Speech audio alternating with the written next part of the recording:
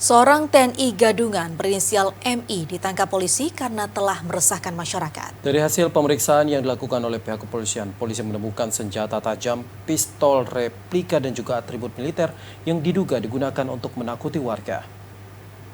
Seorang warga berinisial MI ditangkap personel Polres Aceh Barat karena dianggap telah meresahkan warga.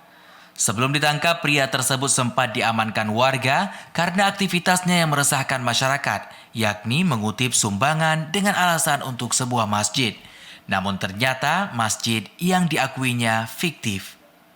Kasat Reskrim Polres Aceh Barat, Ibtu Fahmi Suciandi mengatakan, tersangka MI dijerat dengan pasal 12 Undang-Undang Darurat Nomor 12 Tahun 1959 atas kepemilikan senjata tajam dengan ancaman pidana paling lama 10 tahun kurungan. Pada saat dilakukan pemeriksaan terhadap tas bawaan yang bersangkutan ini ditemukan senjata tajam dan pistol replika korek api dan foto yang bersangkutan menggunakan seragam pakaian TNI. Selanjutnya diamankan di Polres. Untuk tindak lanjut proses hukumnya kepada yang bersangkutan kita terapkan Undang-Undang Darurat pasal 2 yaitu tentang membawa senjata tajam.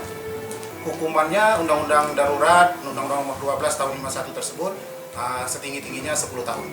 Sebelum ditangkap, tersangka mengaku merupakan pengurus sebuah masjid di Alu Penyaring, Kecamatan Merebo, Kabupaten Aceh Barat. Ia meminta sumbangan kepada masyarakat untuk kelanjutan pembangunan masjid tersebut.